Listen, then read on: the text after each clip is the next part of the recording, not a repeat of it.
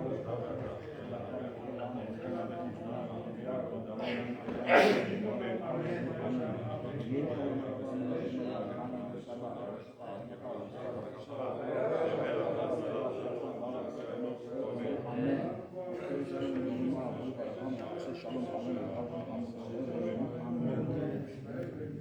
חזק וברוך רבי דנילוב. גמר חתימה טובה, תצטרכו לשנה מאוד ונעמוד בטובות. Good evening, Rabbi. We're coming up to holiday of Sukkot, Chag Sukkot, Haba Aleinu Tova, which is coming up Sunday night. So we have to get ready, we have to know what's going on. So first of all, right, we have to know that we're commanded, the Sukkot Teshuvah, it says, right, why? Because Kadosh Baruch Hu, when He brought us out of Mitzrayim, He gave us Ananei Kavod, He gave us the clouds of glory, and they were protecting us. This is what protection, the Shekhinah, the divine presence was surrounding us from all sides. North, south, up, down, west, east, everywhere. From the ground, from the bottom up, from the top down, every direction possible, right? That's the way it was. So because of that, the protection, it protected us from all the things that were out there in the desert. Scorpions, the snakes, robbers, pirates, all kinds of people, right? All kinds of bad people, all kinds of bad animals, animals of prey, all kinds of things like this, right? Snakes, venomous, reptiles, God knows what was out there, right? In that big desert over there.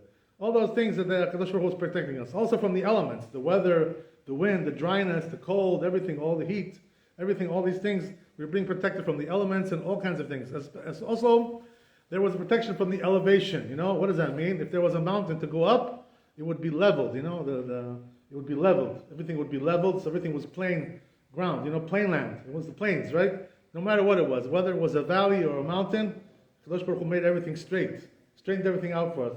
So we should have an easy time walking out there. It was a tough thing to walk out there. Not so easy, right? You got to walk all the way out there. It's a big, very scary desert, dry, all kinds of, nothing there. Right? Desolate place. Who wants to be in a place like that? It's a very scary thing, right? So Kadosh Baruch Hu gave us all that comfort, the clouds of glory. So therefore, we commemorate this with the Sukkot, because it says, right, that the Kadosh Baruch Hu made for them this kind of protection. So the Sukkot is also protection. So what does that mean? The schach of the Sukkah is a protection. It's like Shekhinah over there. You know what I mean? So that's why Kadosh Baruch Hu told us to do this mitzvah, because we're sitting in the divine presence, on Sukkot, holiday of Sukkot.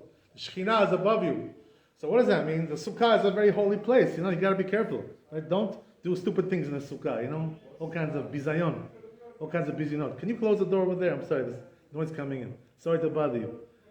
Yeah, close that door. So, as we said, right, that you cannot do all kinds of things which are bizayon. So, right, do things which are mechubad more, But at the same time, even though you shouldn't do things which are bizayon, but you have to treat it also like a dwelling place, right? What does that mean? Dwell in the sukkah just like you dwell in your house. So just like in your house you eat, and you talk on the phone, you pick up your phone calls and, you play with your computer and all kinds of things, right? Same thing you do in the sukkah as well. There's no prohibition in the sukkah to play with your phone or your computer, as long as you're doing good things over there, right? I hope we're not doing any bad things over there, right? Hopefully we're not talking about things like that. That you shouldn't even do anywhere. It doesn't matter whether you're in the sukkah or outside. So that's the thing. So sukkah is a holy thing. It's a holy place. By the way, that's the reason why there's a machloket, right, regarding prayers. Where should a person pray if he has a choice, right? Should he pray in the Bet Knesset or should he pray in the sukkah? So some say it's better to pray in the sukkah. You know why? Because they say the sukkah, the kedusha, the sukkah, the holiness of the sukkah is deoraita from the Torah. Torah tells you it's kadosh. Clouds of glory. It's something kadosh from the Torah. But Bet Knesset is only derabanan. It's only from the rabbis, Bet Knesset. Mikdash me'at. It's not like the Bet HaMikdash itself, which was from the Torah. We're talking about the Bet Knesset. So according to most poskim, the kedusha of the Bet Knesset is only derabanan. It's only rabbinical. That's why some say it's better to pray in the sukkah than to pray in the Bet Knesset. But the truth is, Maran, Rabbi Danielov, in Chazan Ovadia, he paskins over there, better to pray in the Bet Knesset. We're going to get that. We're learning over there. That's also, right? I'm sorry, you're asking what, if you should take the Sefer Torah there? If you say that we need to pray in the Sukkah, yeah. So the Sefer Kodesh, let's say Monday and Thursday are supposed to be outside? That's a good question. That's a different discussion. I'm not going to get into that right now because that's a different. The truth is that there's a halakha about this. when you take the Sefer Torah outside of the Bet Knesset, there are certain things you have to do. You have to make, first of all, Aron Kodesh there, some kind of a closet, chest, something, and you got to prepare it, to be ready. And then you take the Sefer Torah a little bit early and put it there before, So there's all kinds of things like this. There's halachot about that, There's all kinds of. I'm not going to get into that right now. That's not our discussion, right? That's a whole discussion in itself, the whole thing. So you can take the You can do it, but you have to know how to do it. You know what I mean? That's the whole thing, right? That's the thing. But I'm talking about prayers in general. Reading the Sefer Torah is a different issue, but it's connected, obviously. But anyway, right? Getting back to our issue, which is right that what's better. So Maran Ovadia he says in Chazon Ovadia that nevertheless it's better to pray in the Bet Knesset, than to pray in the Sukkah. So therefore, that's how we do. Lemaaseh, we go and pray in the Bet Knesset, even though we have a Sukkah. That's what we do here also. We don't pray in the Sukkah. We don't do that.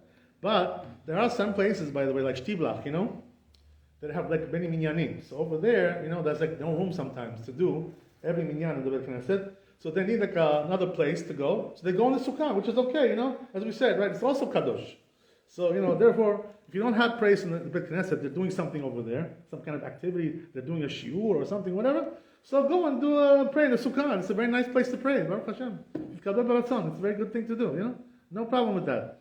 So this is the way regarding the prayers, but also regarding living your life. They say, right, that make the Sukkah the main dwelling on Sukkot. You know what I mean? In other words, the house should be arai. Once in a while you go in your house to get something, you need something to get something from the refrigerator, or to heat something in the microwave, whatever it is, right? Something like that, that you can do. Okay, you go in the house, but in general, try to be in the Sukkah mostly. You know what I mean? Try to do your business in the Sukkah, all your stuff that you do, your living, your living space should be over there. So what does that mean? Bring over there your table, and your chairs, the comfortable chairs, and your, all kinds of furniture, whatever you can bring in there. Everybody has, obviously, limitation to that, because sometimes the Sukkah is not so big. You cannot fit, you cannot bring your vitrina over there, put it up. What I mean? It's not going to fit. If you're gonna bring your vitrina over there, then you're not going to have any room to sit down there. So it depends on the situation. It is a big mitzvah to sleep in a Sukkah. Oh, that's a good question. Yeah, of course. Yeah, I'm going to get that too. Just 1 second. I'm going to talk about that too. So as we said, right, that a person should try to make the main dwelling place should be the Sukkah. Do everything over there. Take your stuff over there. Do your work over there also. You have some work to do. Some phone calls. Do it in the Sukkah. That's what Teshvu ken tedoru. That's what it says, right, in Chazal. It says in the Gemara. Right, what does that mean? Just like you sit in your house, you dwell in your house, dwell in Sukkah. But make it mechubad, right? Make it, honorable, right? Respectful. That's the way it should be, right? This is the way it should be. So Sukkah is supposed to be your main dwelling place and also, what does that mean? The Chazal say a person should study there also Torah. If he wants to study Torah, he wants to read, some Tehillim, or he wants to learn Daf Yomi Gemara, or he wants to do something like that, right? Learn halachot, all kinds of things. So where should you do that? Try to do in a Sukkah if you can, But sometimes the truth is that it's hard to do it. What does that mean? Sometimes a person can't concentrate there. Why? Because there's all kinds of problems, there's the sun, the wind, all kinds of things, that are bothering you. Maybe there's some flies over there, mosquitoes, God knows whatever it is. So if you have a problem concentrating in the Sukkah, you can go and pray and learn also in your house, if it's bothering you. But if it's not bothering you to be there, so try to learn also in the Sukkah if you can, whatever you can do. Also, there's another problem, which is that sometimes when a person is in the Sukkah, he doesn't have his library there, his sifriyah, So what does that mean?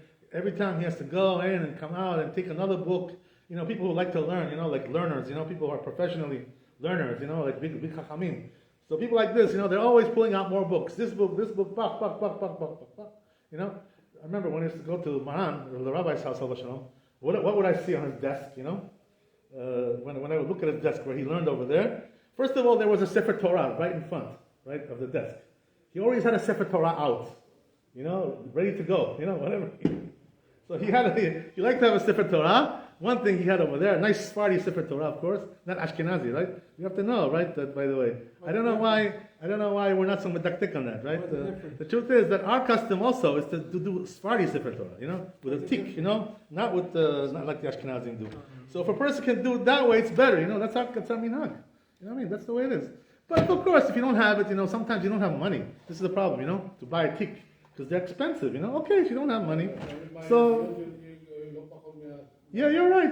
It's true. You know better than me. You're in that business. You've already done one, Baruch Hashem, Ishtabach Shemo. You've already done. But anyway, right, the truth is, that's better to do this. Anyway, so the rabbi, what did he have in his house, on his desk? 2 piles of books, Yachin and Boaz, this high, look this one over here, this high over here. Like, he had so many books and he was learning, taking out books here, there, this, all kinds of books, So it's hard to do that in the Sukkah, you know what I mean? Every time taking out a book. So if it's hard for a person to do that, take out books, go back and forth like this, it bothers him. So he can learn in the home, he can learn in the house, if he has to.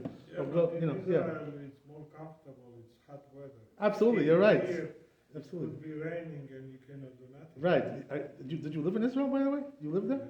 Oh, beautiful. So you know very well what's going on there. Baruch Hashem, you're right, you're absolutely right. Sometimes, it's so hot over there in Sukkot that you can't even sleep there. It's too hot to sleep even. So over here it's too cold to sleep. Over there it's sometimes too hot. Hashem gives us whatever He gives us, right? Whatever it is. That's the way it is. Shtabach Shemo. So anyway, right, as we said, a person should try to learn there as well if it's possible, right? And what now regarding sleeping, right? And since he asked, I want to deal with this. So the truth is that we're obligated to sleep in the sukkah according to the halacha. You know what I mean? So a person is not even allowed to do shinat ara, to take a nap even, like just to put his head down on the table, like this, Even that he's not allowed to do outside the sukkah. Can you imagine? So even shinat arai. So you see from there, by the way, that sleeping, shina, is more mahmir, is more stringent than eating. Because achilat arai, to eat a snack, you can eat outside the sukkah. You know what I mean? But to sleep a little bit, take a nap outside the sukkah, you're not allowed to. So sleeping is more stringent than eating. So sleeping is a big thing. But the problem is like this, the truth is that sleeping at night in the sukkah, in this kind of weather that we have here, is very hard because it's very cold. You know what I mean? So if a person can't take the cold out there, the wind, it's too much. So he's patur, he's not a chayav to sleep there. I remember, when I used to go to, when I was a bachur, and they used to take us, to visit in Monsey. There's some yeshivot over there. Or Sameach, all kinds of yeshivot there. So we went to visit there, it was very nice, beautiful place, Monsey, right? Nice place to live for a religious Jew. Beautiful. So, not like Eretz Israel, but not too bad. Right? So anyway, right, we were up there, and we were up there on Sukkot, so what did I see? I was walking around, and I saw the Hasidim over there. There's a lot of Hasidim in Monsey. Big beards, big peot, this, the whole thing, right? And big bodies also. They're big guys, these guys. Big guys. Everything is big by them. So what happens is like this, right? That I would look inside the sukkah, with these people, to see what's going on. What do they have in there, What's in there? They have some gold in there, some silver. What's going on, right? So what I would see? They would have like heaters, and to stay hot, stay warm in the sukkah, so they could sleep there. You know what I mean? So they would put bring big comforters, big sadinev, big comforters and all kinds of things. So they used to go all the way, with this, to sleep in the sukkah. They used to go out of their way. The Hasidim, that's how they are, They're very makpid about this, the Hasidim. To sleep in the sukkah, to be in the sukkah, no matter what happens, muzar mazraf, that's the way they are, you know what I mean? That's the way it is. So they do all kinds of things like this. The truth is, according to halakha, we're not obligated to do so much, I mean? This is Hasidut. It's a chumrah, But you see from there, right, that there are some people, Baruch Hashem, that they take it very seriously, They do all kinds of things like this. Ishtabach Shema, we have all kinds of Jews. Each one is doing his own kinds of thing to serve Hashem, to do Kiddush Hashem, right? So it's beautiful, It's a beautiful thing to see that. The people are going out of their way to sleep in the sukkah like that. But the truth is that, like when you have the winds and stuff, and it's just impossible, a person is patur, In other words, if you can't sleep there, what the measure is? How do you know that it's too cold there? If you wouldn't, let's say if you were in your house, right, and you were in a room over there. There was a room you had, and that room was very cold, and it's winds going on there, So what would you do? Would you sleep there or go into the other room? You know what I mean? If you would go into the other room because it's too cold there, so you can also leave the sukkah, saying this is your measure, this is how you measure it. You know what I mean? If you want to know if you're patur or not. So if you would go out, it's too much. In other words, even bringing a blanket and comforter is not going to help you because it's too cold. Just it's not possible to live with that. So that's, and also you're afraid you're going to get sick, chas v'shalom. So a person can get sick by being in the cold. So if it's that cold, he's patur. And this is the reason why most people, in the chutz la'aretz, outside of Israel, they don't sleep in the sukkah because it's too cold. Especially in Europe, in places like this, right? Monsey is also very cold. It's in the mountains, It's a cold place over there. It's not so warm over there. That's the way it is. So we try our best, But the truth is, if you're taking like a nap, in the afternoon, right, and it's not so cold, so you should try to do it in the Sukkah. The question is, do you have a place over there? Do you have a bed there? You have something, or you can, whatever you can do. Put your head down. Okay, whatever. If you can do it, do it. Try to do the best you can. But when it comes to eating, right, we have to be more careful. Why? Because usually, eating there is not such a big problem. You know what I mean? It's not so cold when you're eating. So if that's the case, right, that it's not so cold, if it's a little bit cold, okay, so put on a sweater, put on a jacket. What's the big deal? Don't try to get out of the Sukkah just because you need a sweater. What's the big deal if you need a sweater? What happened? What? You don't have a sweater in your closet? What? You don't have a jacket? You got, so what's the problem? Put on the jacket and go in the Sukkah and eat there. So the truth is, according to Halakha, the truth is, according to the Talmud, every time a person goes into the Sukkah, he's supposed to bless on it. Leshed the Sukkah. Right. Every time he goes in. So he went out, again, so let's say he went in there, 10 times, during the day. He has to bless every time, according to Halakha. But the truth is, says the Shulchan Aruch, now the minhag is not like this. So the minhag is we only bless when, Leshed B'Sukkah, when we're eating a seudah. That's the only time we bless, So what's the reason, by the way, the Chachamim did this, that they changed the minhag like this? What's the reason why they changed it? Every time you go in, you bless. That's the halakha. So probably the reason is, because sometimes people will make a mistake if you let them do like this. What does that mean? They're going to bless too many times, Sometimes he just goes out, to say something, comes back in, and, it wasn't really a hefsek. So he's going to bless like too many times, it's going to be bracha l'batala chas v'shalom, wasted blessing. So therefore, that's why the sages, were concerned about this. So they said, what? We got to stop this, We can't do every time we go into Sukkah, bracha. Because people don't know the halachot so good. To know, when it's chayav, when it's not chayav, when it's hefsek, it's not hefsek, when it's interruption, not interruption, all kinds of things like this, Sometimes a person goes out, let's say, right, to the bathroom, He's eating a seudah in the Sukkah, right? He needs to go to the bathroom. So he comes back. So he doesn't really need a new bracha, because it's the same seudah, you know what I mean? But he may think, I came in again, I have to make another bracha. So that would be a bracha l'tala. That would be like an example, This is the reason why we avoid that, So what do? Only for seudot we do. We do Leshed B'Sukkah. That's the only time we bless. And the rest of the time we just go in there without a bracha, right? That's the way it works. What about if you want only to drink? Yeah, okay, so if you want to drink, there's no bracha for that, right? There's no Leshed B'Sukkah for drinking. Even wine, by the way, right? Afilu yain. No bracha for that, because it's only for seudot, as we said. So therefore, how much does he have to eat to make Leshed B'Sukkah? Kabetza, right? More than an egg size, which is like more than 50 grams of bread. It's not really a lot, like one roll, etibulki, that's already enough. Right? One challah roll is enough to make the Leshed B'Sukkah. For sure, it's already big. It's big, but much bigger than an egg. It's like 2 eggs over there. You know what I mean? So you have enough there for 2 eggs. So therefore, if you're eating one challah roll, and you're making hamotzi like that, you have to make Leshed B'Sukkah for sure. No question about that. And what about mezonot, right? That's the thing. So if you're eating mezonot, the truth is like this, right? That if you're eating more than 3 egg size, which is about 150 grams, you have to make Leshed B'Sukkah. So it has to be something a little bit bigger, like 3 times as big, as egg, like 3 eggs. So if you're eating that much, 150, right? You need a bracha. If you're not sure, better not to do, Safek brachot le'akir, right? When in doubt, throw it out. Don't make a bracha if you're not sure. So that's halakha.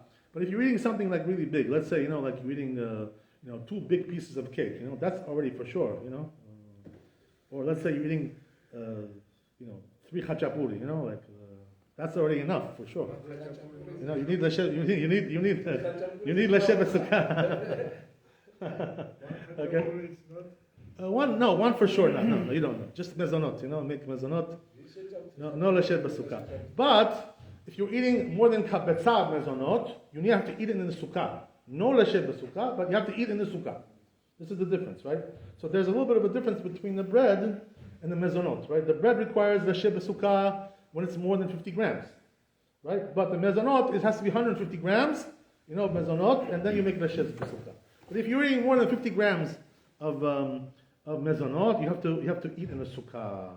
But if you're eating only kazait, just a small, like let's say one waffle, one waffle, that's not kabetza. So you can eat that outside the sukkah. It's better to go in the sukkah if you can, but machmir tavua la bracha. But you don't really need a sukkah for that much. You know what I mean? Also, you don't need, as we said, right? You don't need a sukkah for drinking. So if a person is drinking, sometimes they say tavua la bracha. Like if he goes in a sukkah even to drink water, it's good. But sometimes it's hard to do that because you're drinking all day. Every time, okay, I gotta go back in there. So it's hard. So if it's hard, okay, forget about it. Live like a normal person. Be normal. Don't try to be a big hasid. Every time, big adamon. Just be normal. And do what you have to do. Sometimes a person has to be practical also. In life. Don't always try to be a hasid and everything. Whatever. So that's the way it goes. So regarding other foods, right? So let's say a person, goes to a place, right? He doesn't have a sukkah there. He went to some place, I don't know, he went upstate, I don't know, he went somewhere. No sukkah there. So what does he do? If he wants to eat a seudah, he wants to eat lunch or dinner or something like that, right? So what should he do? Have some rice, with some meat, that's gonna be your seudah. And if you want to eat bread, you'll eat later on when you go home, whatever it is, right? So that's the best thing to do. Have some rice. Rice doesn't require seudah, sukkah. Right? Even if you eat a lot of rice, you don't need sukkah for that. So eat some rice with some. Be a Persian, for one day. Be a Bukhari. What's the big deal? Even if you're a Georgian, convert for one day and be a Bukharian and eat rice. That's like everybody. That's the way it is, right? So it's okay. Also, obviously, right? What do you call it? If you're eating, tapua hadama, just potatoes, you don't need a sukkah for that. Even though it's filling you up, there's a lot of carbs there. A lot of carbohydrates. But it doesn't matter. It's not the carbs. It's the halakha. We need the halakha. So therefore, if you're eating a seudah with just rice and potatoes and meat and fish, you don't need sukkah for that. But it's better if you have a sukkah nearby. Go and eat there. Of course, better. But you don't need it. So sometimes you need to practically, to avail yourself of this kind of thing. Okay, very good. So we more or less we're getting the idea of how it works, the issue of sukkah, when you're obligated, when you're not obligated to be there. So the truth is, right, but in general, snacks, don't require a sukkah. So if you're eating, let's say, I'll give you an example, right? Let's say you're eating some bisli, or bamba, right? Or whatever. Okay, like Israeli snacks, things like this. So does that require sukkah? So the truth is that one little bisli, the small one, doesn't require sukkah. Because it's not more than kabetza over there. It's mezonot. But it's not more than 50 grams there. It's like 25 grams there, or 30 grams, whatever it is. So one bisli doesn't need sukkah, right? So it's okay, When you say one biscuit, you mean the Small one, little one, right? Yeah, little one, yeah. Look over there on the package, you'll see it's not 150. I'm talking about the small ones, Shalom. The big ones is something else. I'm not talking about those big ones, That's already a seudah. That's already seudah there. I'm not talking about that one. I'm talking about those little kitty ones, for the children, those small ones. Those don't have more than 50 grams. So it's very light, you can it's on that side, it's like, and all the more so, right? Bamba, which is made out of what do you call it? Peanuts, right? Or whatever it is they make it out of. It doesn't require. It's hadama, right? Bamba. By the way, the big machloket, if it's bamba is hadama or shakol. Some say bamba is shakol. Some say it's hadama. They say, Maran, the Rabbi Tzak Yosef, the chief rabbi, he says that he saw Maran when he was eating bamba. Can you imagine Maran was eating bamba? Even he ate bamba. So he was making hadama, that's what he said, So if that's the case, right, I guess that's what we should do also, make hadama, But anyway, it does not require sukkah, obviously, right? There's no mezonot over there. Even if you eat like a big pack of bamba, a big one. It doesn't require sukkah. This is the way it is. Baruch Adonai Leolam, amen, amen. רבי חנניה בן קשה אומר, הקדוש ברוך הוא לזכות ישראל, לפיכך אפילו בא להם תום אצלו, שלא מאחור לחפש, למען צדקו יגדיל תורה בידי.